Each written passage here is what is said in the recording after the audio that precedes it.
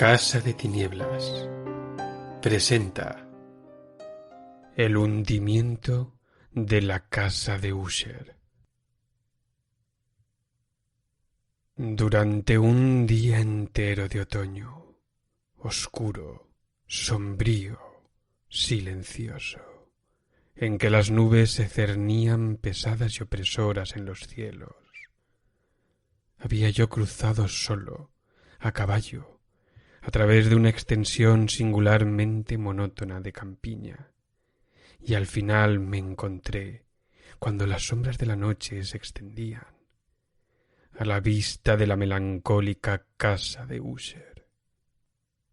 No sé cómo sucedió, pero la primera ojeada sobre el edificio, una sensación de insufrible tristeza penetró en mi espíritu.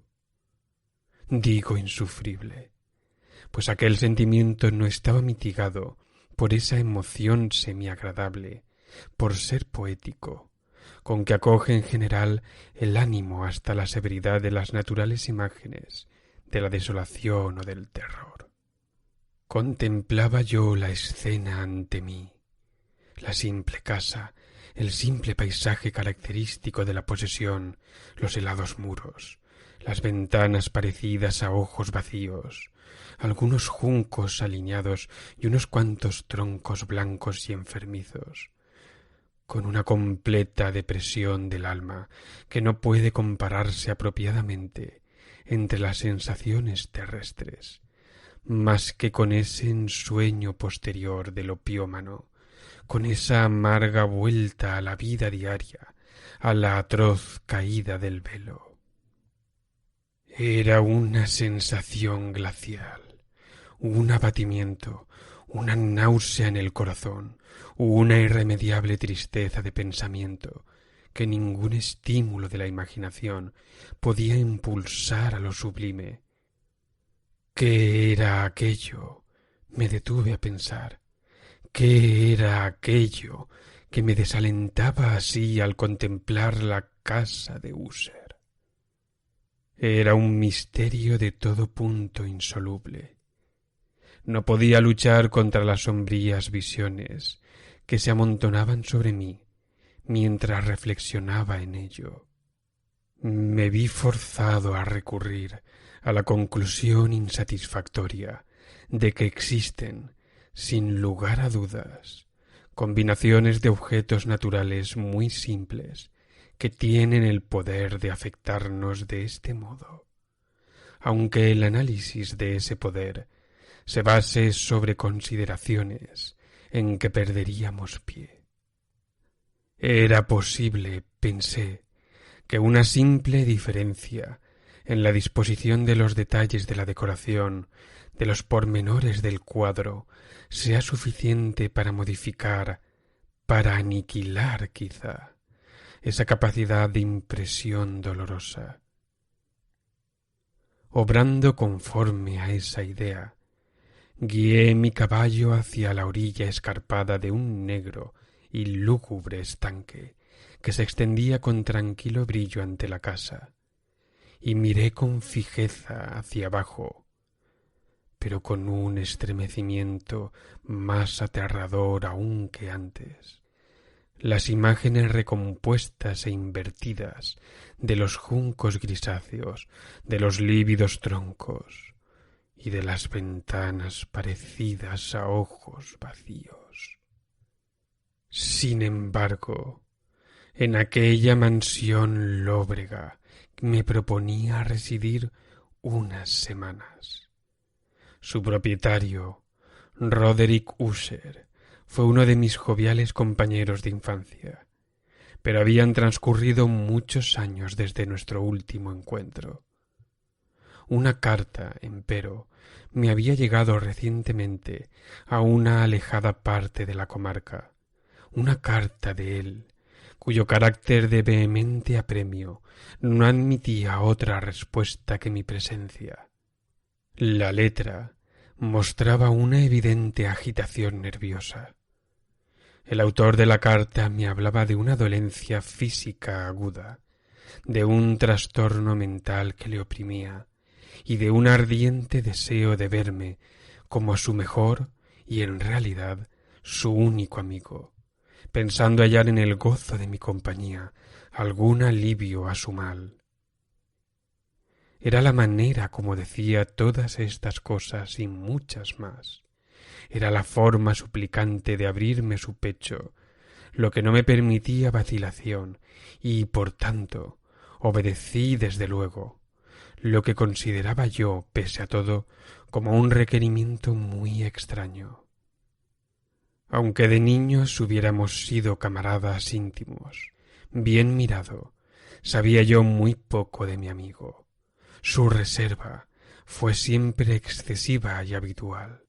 Sabía, no obstante, que pertenecía a una familia muy antigua, que se había distinguido desde tiempo inmemorial por una peculiar sensibilidad de temperamento, desplegada a través de los siglos en muchas obras de un arte elevado, y que se manifestaba desde antiguo en actos repetidos de una generosa, aunque recatada caridad, así como por la apasionante devoción a las dificultades, quizá más bien que a las bellezas ortodoxas, y sin esfuerzos reconocibles de la ciencia musical. Tuve también noticia del hecho muy notable de que del tronco de la estirpe de los Usher, por gloriosamente antiguo que fuese, no había brotado nunca, en ninguna época, rama duradera. En otras palabras, que la familia entera se había perpetuado siempre en línea directa, salvo muy insignificantes y pasajeras excepciones. Semejante deficiencia, pensé, mientras revisaba en mi imaginación la perfecta concordancia de aquellas aseveraciones con el carácter proverbial de la raza, y mientras reflexionaba en la posible influencia que una de ellas podía haber ejercido en una larga serie de siglos sobre la otra. ¿Era acaso aquella ausencia de rama colateral y de consiguiente transmisión directa de padre a hijo del patrimonio del nombre lo que había a la larga identificado también a los dos, uniendo el título originario de la posesión a la arcaica y equívoca denominación de Casa de Usher, denominación empleada por los lugareños, y que parecía juntar en su espíritu la familia y la casa solariega? Ya he dicho que el único efecto de mi experiencia un tanto pueril, contemplar abajo el estanque, fue hacer más profunda aquella primera impresión.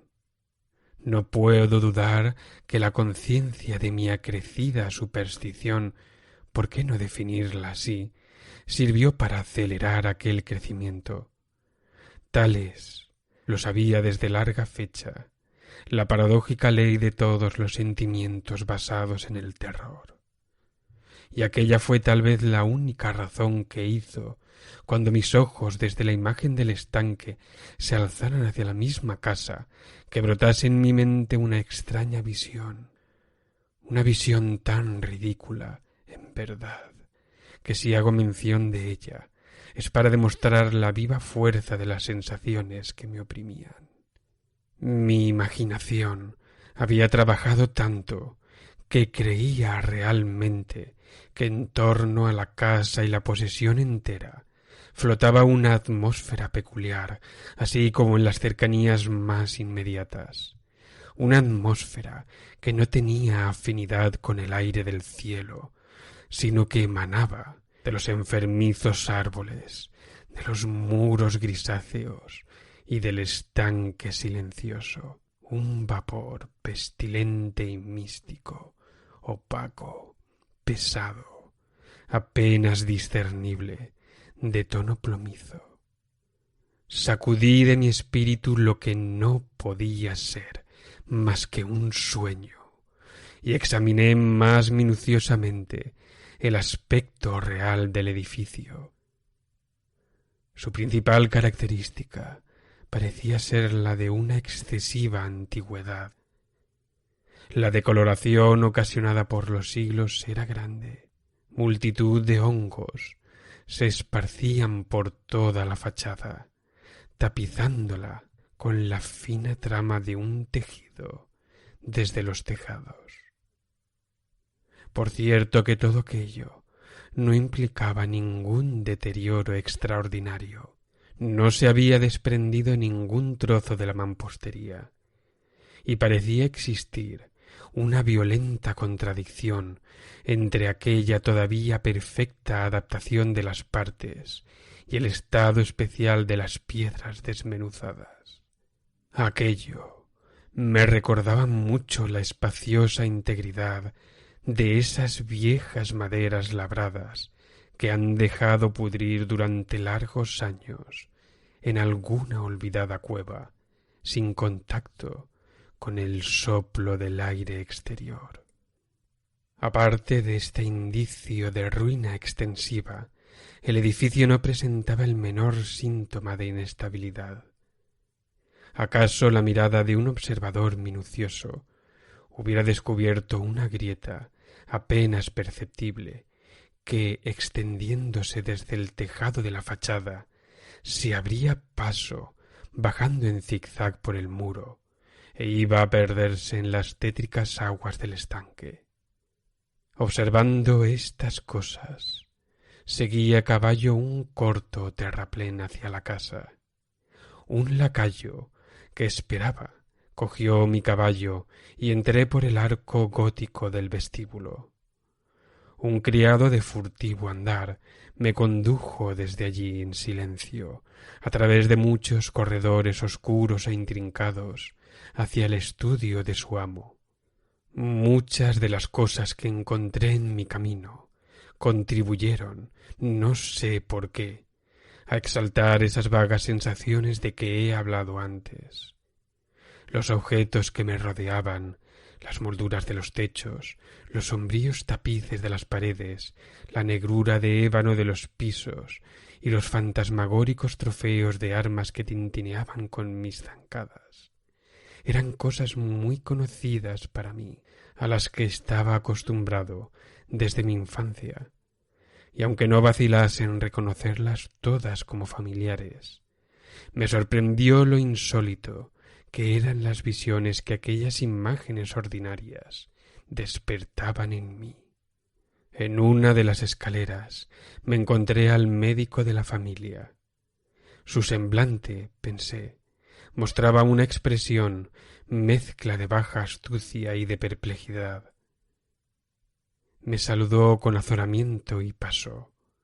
El criado abrió entonces una puerta y me condujo a la presencia de su señor. La habitación en que me hallaba era muy amplia y alta.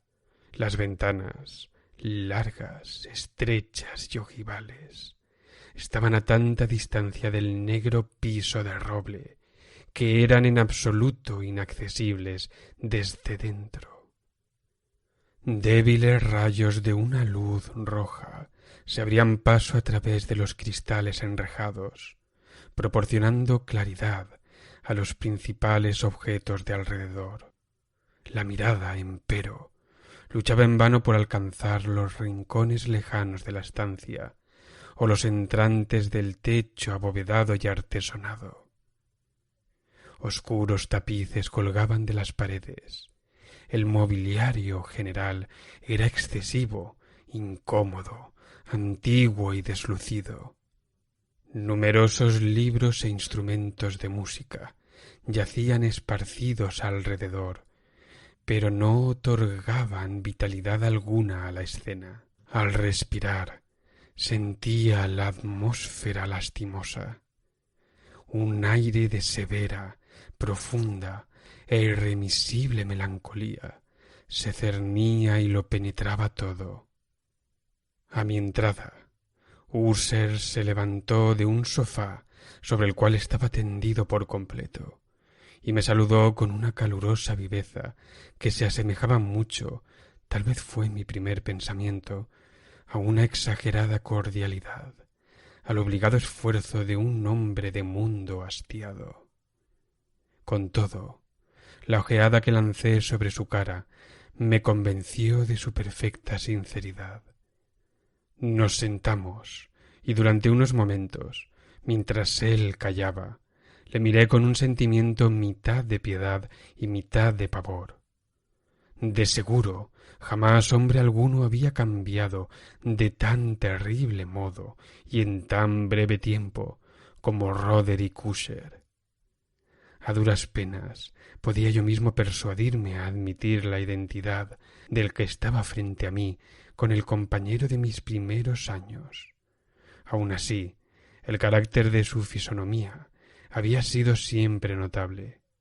Un cutis cadavérico, unos ojos grandes, líquidos y luminosos, sobre toda comparación, unos labios algo finos y muy pálidos, pero de una curva incomparablemente bella, una nariz de un delicado tipo hebraico, pero de una anchura desacostumbrada en semejante forma, una barbilla moldeada con finura en la que la falta de prominencia revelaba una falta de energía, el cabello, que por su tenuidad suave parecía tela de araña. Estos rasgos, unidos a su desarrollo frontal excesivo, componían en conjunto una fisonomía que no era fácil olvidar. Y al presente, en la simple exageración del carácter predominante de aquellas facciones y en la expresión que mostraban, se notaba un cambio tal que dudaba yo del hombre a quien hablaba. La espectral palidez de la piel y el brillo ahora milagroso de los ojos me sobrecogían sobre toda ponderación y hasta me aterraban. Además, se había dejado crecer su sedoso cabello sin preocuparse, y como aquel tejido arácneo flotaba más que caía en torno a la cara, no podía yo, ni haciendo un esfuerzo, relacionar aquella expresión arabesca con idea alguna de humanidad. Me chocó la primera incoherencia, una contradicción en las maneras de mi amigo, y pronto descubrí que aquello procedía de una serie de pequeños y fútiles esfuerzos por vencer un azoramiento habitual, una excesiva agitación nerviosa. Estaba yo preparado para algo de ese género, no sólo por su carta, sino por los recuerdos de ciertos rasgos de su infancia y por las conclusiones deducidas de su peculiar conformación física y de su temperamento. Sus actos eran tan pronto vivos como indolentes. Su voz variaba rápidamente de una indecisión trémula, cuando su ardor parecía caer en completa inacción, a esa especie de concisión enérgica, a esa enunciación abrupta, pesada, lenta, una enunciación hueca, a ese habla gutural plúmbea, muy bien modulada y equilibrada, que puede conservarse en el borracho perdido o en el incorregible comedor de opio durante los periodos de su más intensa excitación. Así pues, habló del objeto de mi visita, de su ardiente deseo de verme y de la alegría que esperaba de mí. Se extendió bastante rato sobre lo que pensaba acerca del carácter de su dolencia. Era, dijo, un mal constitucional, de familia, para el cual desesperaba de encontrar un remedio. Una simple afección nerviosa, añadió acto seguido, que, sin duda, desaparecería pronto. Se manifestaba en una multitud de sensaciones extranaturales. Algunas, mientras me las detallaba, me interesaron y confundieron, aunque quizá los términos y gestos de su relato influyeron bastante en ello. Sufría él mucho de una agudeza morbosa de los sentidos.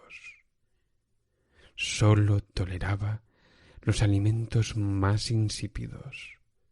Podía usar no más que prendas de cierto tejido. Los aromas de todas las flores le sofocaban. Una luz, incluso débil, atormentaba sus ojos, y exclusivamente algunos sonidos peculiares, los de los instrumentos de cuerda, no le inspiraban horror. Vi que era el esclavo forzado de una especie de terror anómalo. «Moriré», dijo. «Debo morir de esta lamentable locura. Así y no de otra manera, debo morir. Temo los acontecimientos futuros, no en sí mismos, sino en sus consecuencias. Tiemblo al pensamiento de cualquier cosa, del más trivial incidente que pueden actuar sobre esta intolerable agitación de mi alma. Siento verdadera aversión al peligro, excepto en su efecto absoluto, el terror. En tal estado de excitación, en tal estado lamentable, presiento que antes o después llegará un momento en que han de abandonarme a la vez la vida y la razón, en alguna lucha con el horrendo fantasma, con el miedo. Supe también a intervalos, por insinuaciones interrumpidas y ambiguas, otra particularidad de su estado mental. Estaba él encadenado por ciertas impresiones supersticiosas relativas a la mansión donde habitaba, de la que no se había atrevido a salir desde hacía muchos años, relativas a una influencia cuya supuesta fuerza expresaba en términos demasiado sombríos para ser repetidos aquí, una influencia que algunas particularidades en la simple forma y materia de su casa solariega habían, a costa de un largo sufrimiento, decía él, logrado sobre su espíritu un efecto que lo físico de los muros y de las torres grises y del oscuro estanque en que todo se reflejaba había al final creado sobre lo moral de su existencia.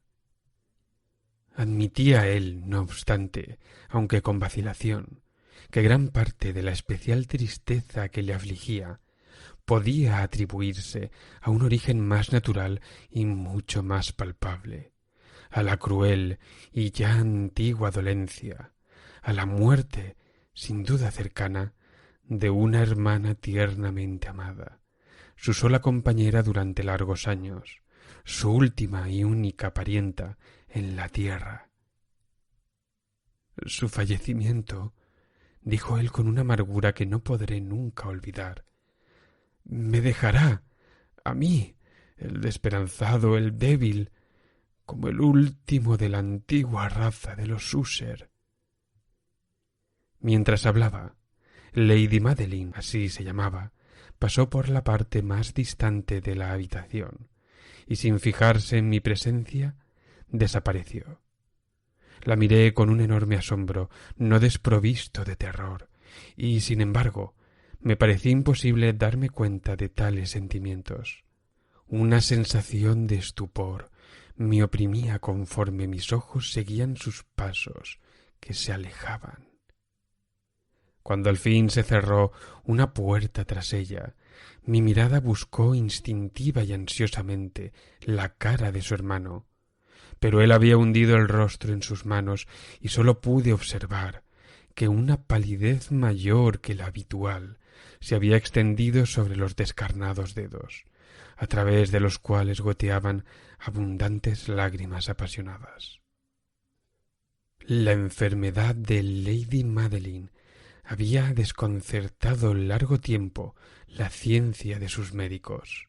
Una apatía constante, un agotamiento gradual de su persona y frecuentes, aunque pasajeros, ataques de carácter cataléptico parcial eran el singular diagnóstico. Hasta entonces había ella soportado con firmeza la carga de su enfermedad, sin resignarse, por fin, a guardar cama. Pero al caer la tarde de mi llegada a la casa, sucumbió, como su hermano me dijo por la noche con una inexpresable agitación, al poder postrador del mal, y supe que la mirada que yo le había dirigido sería, probablemente, la última que no vería ya nunca más a aquella dama, viva al menos. En varios días consecutivos no fue mencionado su nombre, ni por Usher ni por mí, y durante ese periodo hice esfuerzos ardorosos para aliviar la melancolía de mi amigo.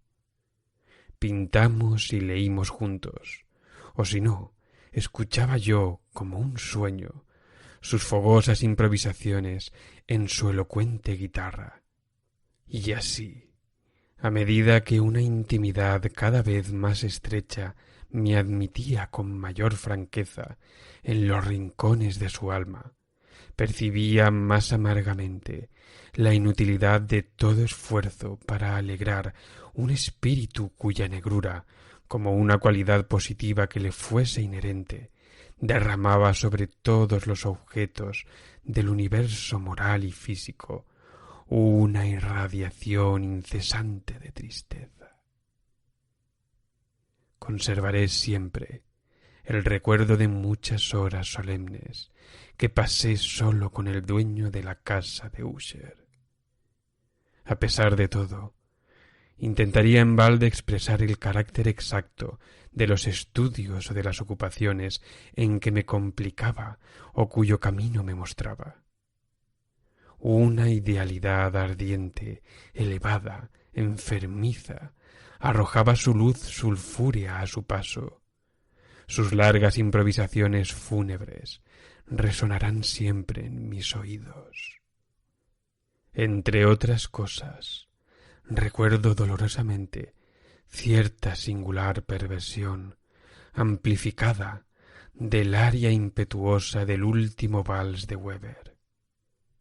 En cuanto a las pinturas que incubaba su laboriosa fantasía, que llegaba trazo a trazo a una vaguedad que me hacía estremecer con mayor conmoción, pues temblaba sin saber por qué. En cuanto a aquellas pinturas, de imágenes tan vivas que las tengo aún ante mí, en vano intentaría yo extraer de ellas la más pequeña parte que pudiese estar contenida en el ámbito de las simples palabras escritas. Por la completa sencillez, por la desnudez de sus dibujos, inmovilizaba y sobrecogía la atención. Si alguna vez un mortal pintó una idea, ese mortal fue Roderick Usher. Para mí, al menos, en las circunstancias que me rodeaban, de las puras abstracciones que el hipocondríaco se ingeniaba en lanzar sobre su lienzo, se alzaba un terror intenso, intolerable, cuya sombra no he sentido nunca en la contemplación de los sueños, sin duda, refulgentes, aunque demasiado concretos, de Fuseli. Una de las concepciones fantasmagóricas de mi amigo, en que el espíritu de abstracción no participaba con tanta rigidez, puede ser esbozada, aunque apenas con palabras. Era un cuadrito que representaba el interior de una cueva o túnel intensamente largo y rectangular, de muros bajos, lisos, blancos y sin interrupción ni adorno. Ciertos detalles accesorios del dibujo servían para hacer comprender la idea de que aquella excavación estaba a una profundidad excesiva bajo la superficie de la tierra. No se veía ninguna salida a lo largo de su vasta extensión, ni se divisaba antorcha u otra fuente artificial de luz. Y, sin embargo, una oleada de rayos intensos rodaba de parte a parte, bañándolo todo en un lívido e inadecuado esplendor. Acabo de hablar de ese estado morboso del nervio auditivo que hacía toda música intolerable para el paciente, excepto ciertos efectos de los instrumentos de cuerda. Eran, quizá, los límites estrechos en los cuales se había confinado él mismo al tocar la guitarra, los que habían dado en gran parte aquel carácter fantástico a sus interpretaciones. Pero en cuanto a la férvida facilidad de sus impromptus, no podía uno darse cuenta así. Tenían que ser, y lo eran, en las notas lo mismo que en las palabras de sus fogosas fantasías, el resultado de ese intenso recogimiento, de esa concentración mental a los que he aludido antes, y que se observan sólo en los momentos especiales de la más alta excitación artificial. Recuerdo bien las palabras de una de aquellas rapsodias. Me impresionó acaso más fuertemente cuando él me la dio, porque bajo su sentido interior o místico me pareció percibir por primera vez que Usher tenía plena consciencia de su estado, que sentía como su sublime razón se tambaleaba sobre su trono. Aquellos versos, titulados El palacio hechizado, eran poco más o menos, sino al pie de la letra, los siguientes. 1. En el más verde de nuestros valles, habitado por los ángeles buenos, antaño un bello y majestuoso palacio, un radiante palacio, alzaba su frente. En los dominios del rey pensamiento, allí se elevaba. Jamás un serafín desplegó el ala sobre un edificio la mitad de bello. 2. Banderas amarillas, gloriosas, doradas, sobre su remate flotaban y ondeaban. Todo esto, sucedía hace mucho, muchísimo tiempo, y a cada suave brisa que retozaba en aquellos gratos días, a lo largo de los muros, pálidos y empenachados, se elevaba una aroma alado. 3. Los que vagaban por ese alegre valle, a través de 2 ventanas iluminadas, veían espíritus moviéndose musicalmente a los sones de un laúd bien templado, en torno a un trono donde, sentado, porfirogénito, con un Fausto digno de su gloria, aparecía el señor del reino. 4. Y refulgente de perlas y rubíes, era la puerta del bello palacio, por la que salía a oleadas, a oleadas, a oleadas, y centelleaba sin cesar una turba de ecos cuya grata misión era sólo cantar, con voces de magnífica belleza, el talento y el saber de su rey. 5. Pero seres malvados, con ropajes de luto, asaltaron la elevada posición del monarca. Ah, lloraremos, pues nunca el alba despuntará sobre él, el desolado, y en torno a su mansión la gloria, que rojeaba y florecía, es sólo una historia oscuramente recordada de las viejas edades sepultadas. 6. Y ahora los viajeros, en ese valle, a través de las ventanas rojizas, ven amplias formas moviéndose fantásticamente en una desacorde melodía, mientras, cual un rápido y horrible río, a través de la pálida puerta, una horrenda turba se precipita eternamente, riendo, mas sin sonreír nunca más. Recuerdo muy bien que las sugestiones suscitadas por esta balada nos sumieron en una serie de pensamientos, en la que se manifestó una opinión de Usher que menciono aquí, no tanto en razón de su novedad, pues otros hombres han pensado lo mismo, sino a causa de la tenacidad con que él la mantuvo. Esta opinión, en su forma general, era la de la sensibilidad de todos los seres vegetales, pero en su trastornada imaginación la idea había asumido un carácter más atrevido aún, e invadía, bajo ciertas condiciones, el reino inorgánico. Me faltaban palabras para expresar toda la extensión o el serio abandono de su convencimiento.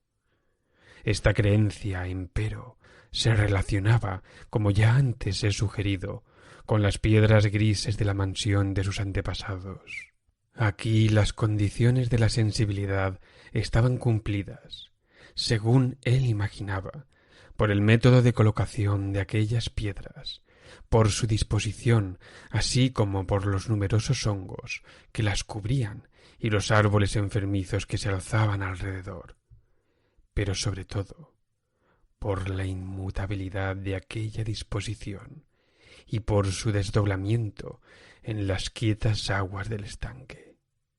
La prueba de aquella sensibilidad estaba, decía él, y yo le oí hablar sobresaltado, en la gradual pero evidente condensación, por encima de las aguas y alrededor de los muros, de una atmósfera que les era propia. El resultado se descubría, añadía él, en aquella influencia muda, aunque inoportuna y terrible, que desde hacía siglos había moldeado los destinos de su familia y que le hacía a él tal como le veía yo ahora, tal como era. Semejantes opiniones no necesitan comentarios, y no lo haré. Nuestros libros, los libros que desde hacía años formaban una parte no pequeña de la existencia espiritual del enfermo, estaban, como puede suponerse, de estricto acuerdo con aquel carácter fantasmal. Estudiábamos minuciosamente obras como el Berbert et Chaudret de Gresset, el Belfegor de Maquiavelo, el Cielo y el Infierno de Swedenborg, el Viaje subterráneo de Nicolas Klimt de Holberg, la Quiromancia de Roberto Flod, de John Dindaliné y de la Chambre, el Viaje por el espacio azul de Tieck y La ciudad del sol de Campanella. Uno de sus volúmenes favoritos era una pequeña edición en octavo del Directorium Inquisitorium por el dominico Eimerick de Girón, y había pasajes en Pomponius Mela acerca de los antiguos sátiros africanos o egipanes, sobre los cuales Usher soñaba durante horas enteras. Su principal delicia, con todo, la encontraba en la lectura atenta de un raro y curioso libro gótico en cuarto, el manual de la Iglesia olvidada, las Vigiliae Mortuorum Secundum Quorum Ecclesiae Maguntinae. Pensaba a mi pesar en el extraño ritual de aquel libro y en su probable influencia sobre el hipocondríaco cuando una noche, habiéndome informado bruscamente de que Lady Madeline ya no existía, anunció su intención de conservar el cuerpo durante una quincena antes de su enterramiento final en una de las numerosas criptas situadas bajo los gruesos muros del edificio. La razón profana que daba sobre aquella singular manera de proceder era de esas que no me sentía yo con libertad para discutir. Como hermano, había adoptado aquella resolución, me dijo él, en consideración al carácter insólito de la enfermedad de la difunta, a cierta curiosidad inoportuna e indiscreta por parte de los hombres de ciencia, y a la alejada y expuesta situación del panteón familiar. Confieso que, cuando recordé el siniestro semblante del hombre con quien me había encontrado en la escalera el día de mi llegada a la casa, no sentí deseo de oponerme a lo que consideraba todo lo más como una precaución inocente, pero muy natural. Al ruego de Usher, le ayudé personalmente en los preparativos de aquel entierro temporal. Pusimos el cuerpo en el féretro y entre los dos lo transportamos a su lugar de reposo. La cripta en la que lo dejamos y que estaba cerrada hacía tanto tiempo que nuestras antorchas semiapagadas en aquella atmósfera sofocante no nos permitían ninguna investigación. Era pequeña, húmeda, y no dejaba penetrar la luz. Estaba situada a una gran profundidad, justo debajo de aquella parte de la casa donde se encontraba mi dormitorio. Había sido utilizada, al parecer, en los lejanos tiempos feudales, como mazmorra, y en días posteriores, como depósito de pólvora o de alguna otra materia inflamable, pues una parte del suelo y todo el interior de una larga bóveda que cruzamos para llegar hasta allí estaban cuidadosamente revestidos de cobre. La puerta, de hierro macizo, estaba también protegida de igual modo. Cuando aquel inmenso peso giraba sobre sus goznes, producía un ruido singular, agudo y chirriante. Depositamos nuestro lúgubre fardo sobre unos soportes en aquella región de horror. Apartamos un poco la tapa del féretro, que no estaba aún atornillada, y miramos la cara del cadáver. Un parecido chocante entre el hermano y la hermana atrajo enseguida mi atención, y Usher, adivinando tal vez mis pensamientos, murmuró unas palabras por las cuales supe que la difunta y él eran gemelos, y que habían existido siempre entre ellos unas simpatías de naturaleza casi inexplicable. Nuestras miradas, entretanto, no permanecieron fijas mucho tiempo sobre la muerta, pues no podíamos contemplarla sin espanto. El mal que había llevado a la tumba a Lady Madeline en la plenitud de su juventud había dejado, como suele suceder en las enfermedades de carácter estrictamente cataléptico, la burla de una débil coloración sobre el seno y el rostro, y en los labios esa sonrisa equívoca y morosa que es tan terrible en la muerte. Volvimos a colocar y atornillamos la tapa, y después de haber asegurado la puerta de hierro, emprendimos de nuevo nuestro camino hacia las habitaciones superiores de la casa, que no eran menos tristes. Y entonces, después de un lapso de varios días de amarga pena, tuvo lugar un cambio visible en los síntomas de la enfermedad mental de mi amigo. Sus maneras corrientes desaparecieron. Sus ocupaciones ordinarias eran descuidadas u olvidadas. Vagaba de estancia en estancia, con un paso precipitado, desigual y sin objeto. La palidez de su fisonomía había adquirido, si es posible, un color más lívido, pero la luminosidad de sus ojos había desaparecido por completo. No oía ya aquel tono de voz áspero que tenía antes en ocasiones, y un temblor que se hubiera dicho causado por un terror sumo caracterizaba de ordinario su habla. Me ocurría a veces, en realidad, pensar que su mente, agitada sin tregua, estaba torturada por algún secreto opresor, cuya divulgación no tenía el valor para efectuar. Otras veces me veía yo obligado a pensar, en suma, que se trataba de rarezas inexplicables de la demencia, pues le veía mirando al vacío durante largas horas, en una actitud de profunda atención, como si escuchase un ruido imaginario. No es de extrañar que su estado me aterrase, que incluso sufriese yo su contagio. Sentía deslizarse dentro de mí, en una gradación lenta pero segura, la violenta influencia de sus fantasías, aunque impresionantes supersticiones. Fue en especial una noche, la 7ª o la 8ª, desde que depositamos a Lady Madeline en la mazmorra, antes de retirarnos a nuestros lechos, cuando experimenté toda la potencia de tales sensaciones. El sueño no quería acercarse a mi lecho, mientras pasaban y pasaban las horas. Intenté buscar un motivo al nerviosismo que me dominaba, Me esforcé por persuadirme de que lo que sentía era debido, en parte al menos, a la influencia trastornadora del mobiliario opresor de la habitación, a los sombríos tapices desgarrados que, atormentados por las ráfagas de una tormenta que se iniciaba, vacilaban de un lado a otro sobre los muros y crujían penosamente en torno a los adornos del lecho. Pero mis esfuerzos fueron inútiles. Un irreprimible temblor invadió poco a poco mi ánimo, y a la larga una verdadera pesadilla vino a apoderarse por completo de mi corazón.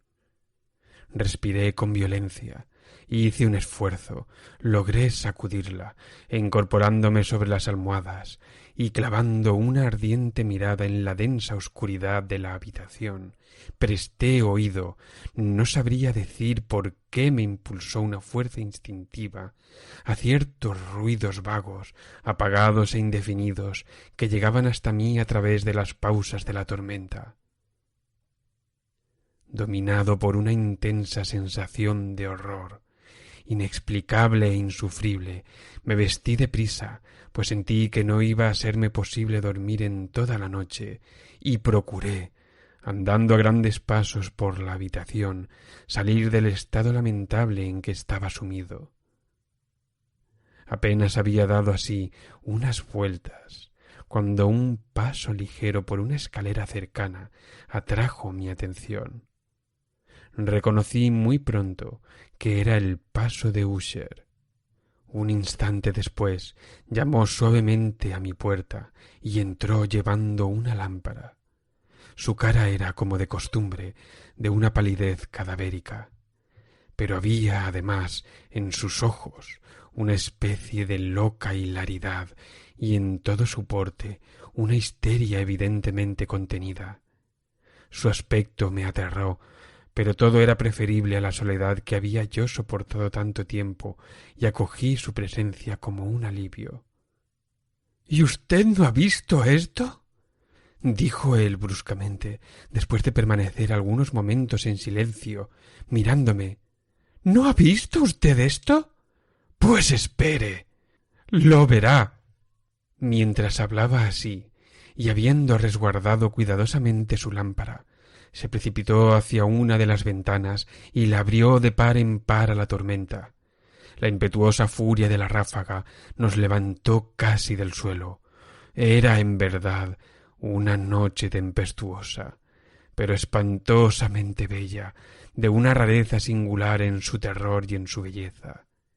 Un remolino había concentrado su fuerza en nuestra proximidad, pues había cambios frecuentes y violentos en la dirección del viento, y la excesiva densidad de las nubes, tan bajas que pesaban sobre las torrecillas de la casa, no nos impedía apreciar la viva velocidad con la cual acudían unas contra otras desde todos los puntos, en vez de perderse a distancia. Digo que su excesiva densidad no nos impedía percibir aquello, y aun así no divisábamos ni la luna ni las estrellas, ni relámpago alguno proyectaba su resplandor. Pero las superficies inferiores de aquellas vastas masas de agitado vapor, lo mismo que todos los objetos terrestres muy cerca alrededor nuestro, reflejaban la claridad sobrenatural de una emanación gaseosa que se cernía sobre la casa y la envolvía en una mortaja luminosa y bien visible. —No debe contemplar esto —dije temblando a Usher, y le llevé con suave violencia desde la ventana a una silla. —Esas apariciones que le trastornan son simples fenómenos eléctricos, nada raros, o puede que tengan su horrible origen en las fétidas miasmas del estanque. Cerremos esta ventana. El aire es helado y peligroso para su organismo. Aquí tiene usted una de sus novelas favoritas. Leeré y usted escuchará, y así pasaremos esta terrible noche juntos. El antiguo volumen que había cogido yo era el Mad Trist, de Sir Lancelot Canning, pero lo había llamado el libro favorito de Usher por triste chanza, pues en verdad, con su tosca y pobre prolijidad, poco atractivo podía ofrecer para la elevada y espiritual idealidad de mi amigo. Era, sin embargo, el único libro que tenía inmediatamente a mano, y me entregué a la vaga esperanza de que la excitación que agitaba al hipocondríaco podría hallar alivio hasta en la exageración de las locuras que iba yo a leerle. A juzgar por el gesto de predominante y ardiente interés con que escuchaba o aparentaba escuchar las frases de la narración, hubiese podido congratularme del éxito de mi propósito. Había llegado a esa parte tan conocida de la historia en que Ethelred, el héroe del Trist, habiendo intentado en vano penetrar pacíficamente en la morada del ermitaño, se decide a entrar por la fuerza. Aquí, como se recordará, dice lo siguiente la narración. Y Ethelred, que era por naturaleza de valeroso corazón, y que ahora se sentía, además, muy fuerte, gracias a la potencia del vino que había bebido, no esperó más tiempo para hablar con el ermitaño, quien tenía de veras el ánimo propenso a la obstinación y a la malicia. Pero, sintiendo la lluvia sobre sus hombros y temiendo el desencadenamiento de la tempestad, levantó su maza y con unos golpes abrió pronto un camino a través de las tablas de la puerta, a su mano enguantada de hierro, y entonces, tirando con ella vigorosamente hacia sí, hizo crujir, hundirse y saltar todo en pedazos, de tal modo que el ruido de la madera seca y sonando a hueco repercutió de una parte a otra de la selva. Al final de esta frase me estremecí e hice una pausa, pues me había parecido, aunque pensé enseguida que mi excitada imaginación me engañaba, que de una parte muy alejada de la mansión llegaba confuso a mis oídos un ruido que se hubiera dicho, a causa de su exacta semejanza de tono, el eco, pero sofocado y sordo ciertamente, de aquel ruido real de crujido y de arrancamiento descrito con tanto detalle por Sir Lancelot. Era, sin duda, la única coincidencia lo que había atraído tan solo mi atención, pues entre el golpeteo de las hojas de las ventanas y los ruidos mezclados de la tempestad creciente, el sonido en sí mismo no tenía, de seguro, nada que pudiera intrigarme o turbarme. Continué la narración.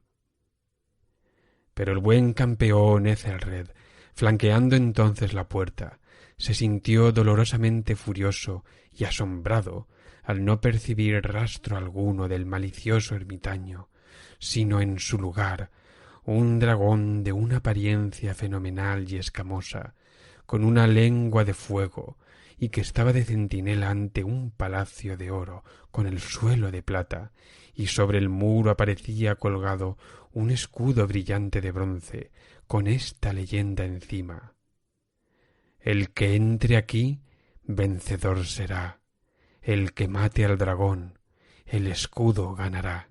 Y Ethelred levantó su maza y golpeó sobre la cabeza del dragón, que cayó ante él y exhaló su aliento pestilente con un ruido tan horrendo, áspero y penetrante a la vez, que Ethelred tuvo que taparse los oídos con las manos para resistir del terrible estruendo como no lo había él oído nunca antes. Aquí hice de súbito una nueva pausa, y ahora con una sensación de violento asombro, pues no cabía duda de que había yo oído esta vez, me era imposible decir de qué dirección venía, un ruido débil y como lejano, pero áspero, prolongado, singularmente agudo y chirriante, la contrapartida exacta del grito sobrenatural del dragón descrito por el novelista, y tal cual mi imaginación se lo había ya figurado. Oprimido como lo estaba, sin duda por aquella segunda y muy extraordinaria coincidencia, por 1000 sensaciones contradictorias, entre las cuales predominaban un asombro y un terror extremos, conservé, empero, la suficiente presencia de ánimo para tener cuidado de no excitar con una observación cualquiera la sensibilidad nerviosa de mi compañero. No estaba seguro en absoluto de que él hubiera notado los ruidos en cuestión, aunque se había producido durante los últimos minutos una evidente y extraña alteración en su apariencia. De su posición inicial frente a mí, había hecho girar gradualmente su silla, de modo que se encontraba sentado con la cara vuelta hacia la puerta de la habitación. Así, sólo podía yo ver parte de sus rasgos, aunque noté que sus labios temblaban como si dejasen escapar un murmullo inaudible. Su cabeza estaba caída sobre su pecho, y no obstante, sabía que no estaba dormido, pues el ojo que entreveía de perfil permanecía abierto y fijo. Además, el movimiento de su cuerpo contradecía también aquella idea, pues se balanceaba con suave pero constante y uniforme oscilación. Noté, desde luego, todo eso, y reanudé el relato de Sir Lancelot, que continuaba así. Y ahora el campeón, habiendo escapado de la terrible furia del dragón y recordando el escudo de bronce y que el encantamiento que sobre él pesaba estaba roto, apartó la masa muerta de delante de su camino y avanzó valientemente por el suelo de plata del castillo hacia el sitio del muro de donde colgaba el escudo, el cual no esperó su llegada, sino que cayó a sus pies sobre el piso de plata con un grandísimo y terrible fragor. Apenas habían pasado entre mis labios estas últimas sílabas, y como si en realidad hubiera caído en aquel momento un escudo de bronce pesadamente sobre un suelo de plata, oí el eco claro, profundo, metálico, resonante, si bien sordo en apariencia. Excitado a más no poder, salté sobre mis pies, en tanto que Usher no había interrumpido su balanceo acompasado. Me precipité al sillón donde estaba sentado.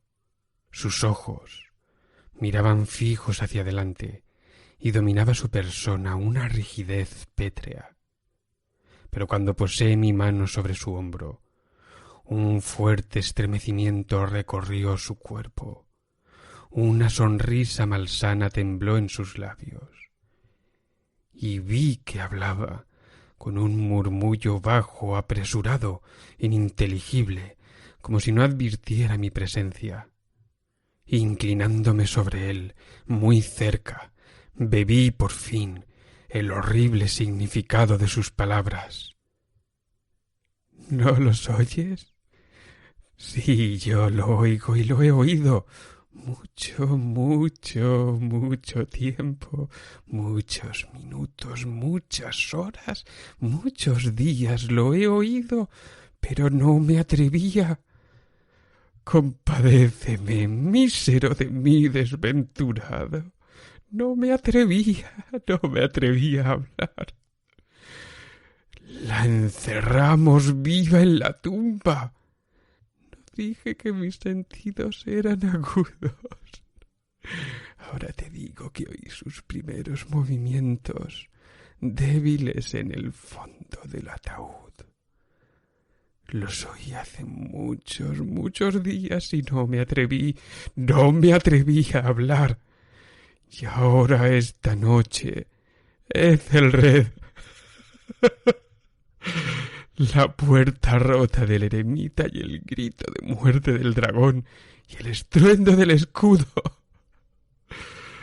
Di mejor el ruido del ataúd al rajarse y el chirriar de los férreos goznes de su prisión y las luchas dentro de la cripta por el pasillo abovedado revestido de cobre.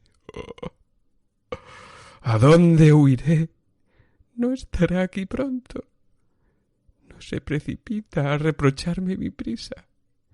No he oído sus pasos en la escalera. No distingo el pesado y horrible latido de su corazón. ¡Insensato! Y aquí, furioso, de un salto, se puso de pie y gritó estas palabras, como si en ese esfuerzo entregara su alma. ¡Insensato! Te digo que está del otro lado de la puerta. como si la sobrehumana energía de su voz tuviera la fuerza de un sortilegio. Los enormes y antiguos batientes que Usher señalaba abrieron lentamente en ese momento sus pesadas mandíbulas de ébano. Era obra de la violenta ráfaga, pero allí, del otro lado de la puerta, estaba la alta y amortajada figura de Madeline Usher.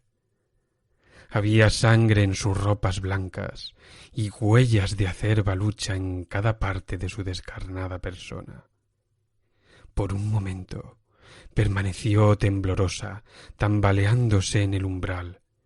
Luego, con un lamento sofocado, cayó pesadamente hacia adentro sobre el cuerpo de su hermano, y en su violenta agonía final lo arrastró al suelo, muerto, víctima de los terrores que había anticipado. De aquel aposento, de aquella mansión huí aterrado. Afuera seguía la tormenta en toda su ira cuando me encontré cruzando la vieja avenida. De pronto surgió en el sendero una luz extraña, y me volví para ver de dónde podía salir fulgor tan insólito, pues la vasta casa y sus sombras quedaban solas a mis espaldas. El resplandor venía de la luna llena, roja como la sangre, que brillaba ahora a través de aquella fisura casi imperceptible, dibujada en zigzag desde el tejado del edificio hasta la base. Mientras la contemplaba, la figura se ensanchó rápidamente. Pasó un furioso soplo del torbellino. Todo el disco del satélite irrumpió de pronto ante mis ojos, y mi espíritu vaciló al ver desmoronarse los poderosos muros. Y hubo un largo y tumultuoso clamor, como la voz de 1000 torrentes, y a mis pies el profundo y corrompido estanque se cerró sombrío, silencioso, sobre los restos de la casa Usher.